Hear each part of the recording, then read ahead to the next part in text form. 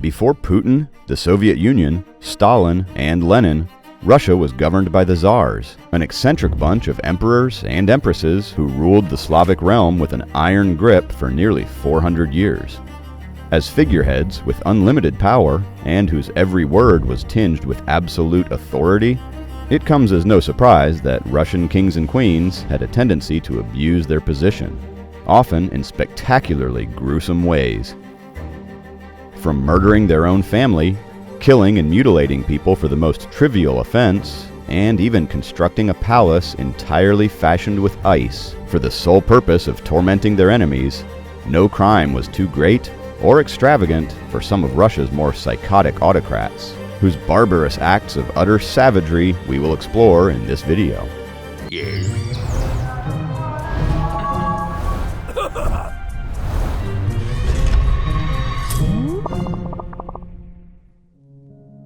Our first tyrant is Peter the Great, who is most well known for the sweeping reforms that led Russia into the modern age.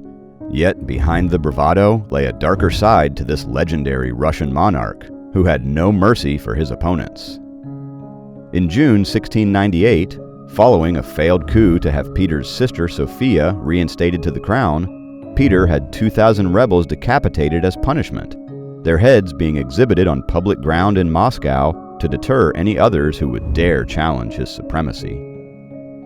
As a warning to Sophia, he had the severed arm of one of the rebellion's leaders displayed in her bedroom, with the unused victory speech clasped between his dead fingers, made hard by the onset of rigor mortis. Sometimes Peter liked to perform grisly acts himself, like the time he had 20 prisoners rounded up at one of his lavish banquets. One by one, Peter chopped all of their heads off in front of his esteemed guests, taking a swig of brandy in between each. Peter also had no compassion for his family if they displeased him. In 1718, believing his son Alexei was conspiring to overthrow him, he decided to personally torture his own kin. On June 19, 1718, Alexei was whipped 25 times with such viciousness by his father that he died 5 days later, having confessed his guilt shortly before. Next, we are going to look at the reign of Nicolas II, the last ever Tsar, who was ousted by the communist revolution that eradicated the Tsardom once and for all. Nicholas himself was not an inherently evil man, but a ruler so out of touch with the common people and so indifferent to the welfare of his subjects that he allowed multiple horrors to happen on his watch. Between 1903 and 1906, this ill-advised Russian regent turned a blind eye to the pogroms that erupted throughout Russia, and which were responsible for the deaths of thousands of Russian Jews. The Tsar would also stand idly by as his people were massacred in an event known as Bloody Sunday. In the midst of abject inequality, the Tsar ignored all pleas of reform in 1904, compelling workers to take to the streets to air their grievances on January 22, 1905. Led by the rebel priest Georgy Apollonovich Gapon, the demonstration was initially peaceful, with protesters carrying religious icons and pictures of Nicholas in the hopes they could change his mind. With the unconcerned Nicholas far away from the city, he entrusted his security to his uncle, Grand Duke Vladimir. He commanded the imperial army to open fire on the peaceful march, killing and injuring as many as 4,000 people, and staining the snow outside the Winter Palace with the blood of the innocent. But, unlike most other Tsars, Nicholas would be punished brutally for his inaction. On July 18, 1918, Nicholas, his wife, and 3 children were butchered by Bolshevik soldiers, who shot, bayoneted, and beat them to death. One of the most infamous despots to ever hold the throne, Ivan the Terrible, was quite simply a psychopath who reigned between 1547 and 1584 and had a complete disregard for human life. Even as an adolescent, Ivan was deeply disturbed. Some of his favorite pastimes included beating up strangers and throwing dogs off the palace roof. As a ruler, Ivan enjoyed using his power to inflict excruciating pain on others.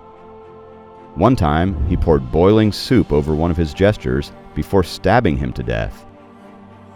and he also had the chief architect of his new St. Basil Cathedral blinded so he could never make anything better. Sometimes, Ivan enjoyed exercising his creative side when dispatching his rivals. In 1568, he forced Ivan Fedorov, donning the royal robes and scepter, to sit on his throne. With theatrical gusto, Ivan bowed to him and said, "Since I have the power to seat you, I can also unseat you," prompting the crazed Tsar to stab Fedorov until he was dead. Again, in 1570, after his armies had raped, pillaged, and exterminated 60,000 people in Novgorod, he had the archbishop sewn into a bearskin and fed to his hounds. Ivan also spilt the blood of his lowlier subjects, founding an outfit called the Oprichniki, a death squad regaled in black, to torture and murder thousands suspected of disloyalty. Sometimes, he would even randomly kill bystanders by charging at them with his horse and trampling them to death. To make it worse, Ivan liked to oversee the horrors he administered, taking much delight in watching men and women roasted alive on spits, and personally throwing burning coals over them as they screamed in agony. Even his family were not immune to his deranged whims. Ivan had many of his wives executed, and even his own son, who was killed by a spear thrown by his father in a fit of rage. The female equivalent of Ivan the Terrible, Anna Ivanovna, unexpectedly became Empress of Russia in 1730. Like her male counterpart, by the time she died a decade later, many breathed a deep sigh of relief. Anna's early life was characterized by tragedy.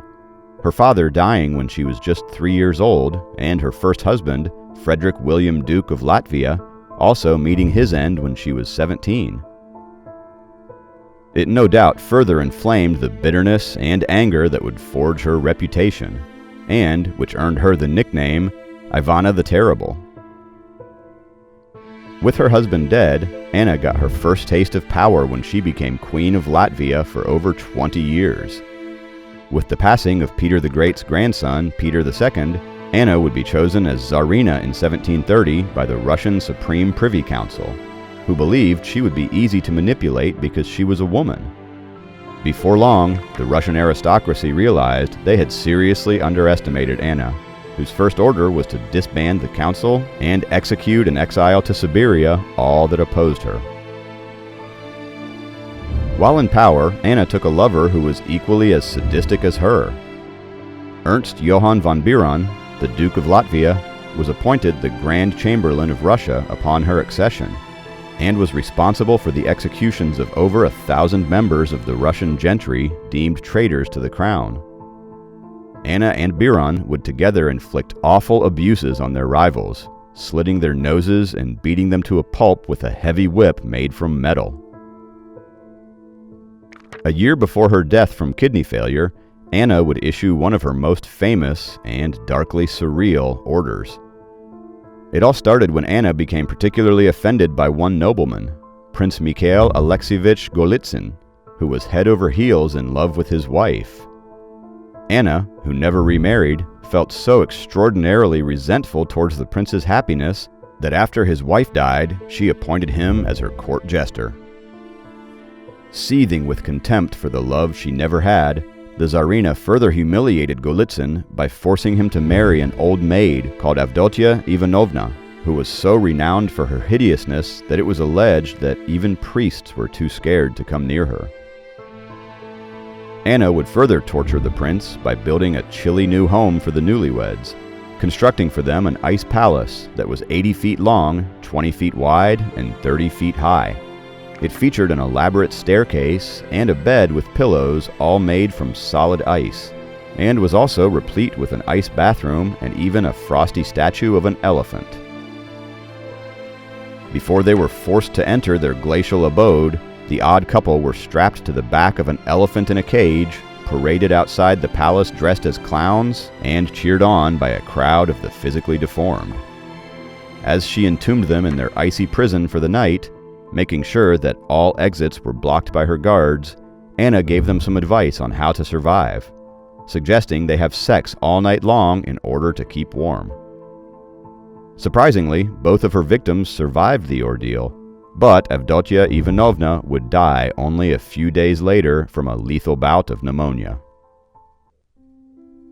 Not many sovereigns in history left in their wake such misery as the Russian Tsars, who showcased the very worst of humanity. It's amazing to think that their gory, and often imaginative, atrocities, like something you might see in a Saw movie, were actually real-life events. We should count ourselves lucky, then, that we live in relative comfort, and that we aren't confined to a Tsarist jail cell, preparing ourselves for a bizarre, and probably slow, execution at the hands of a bloodthirsty dictator.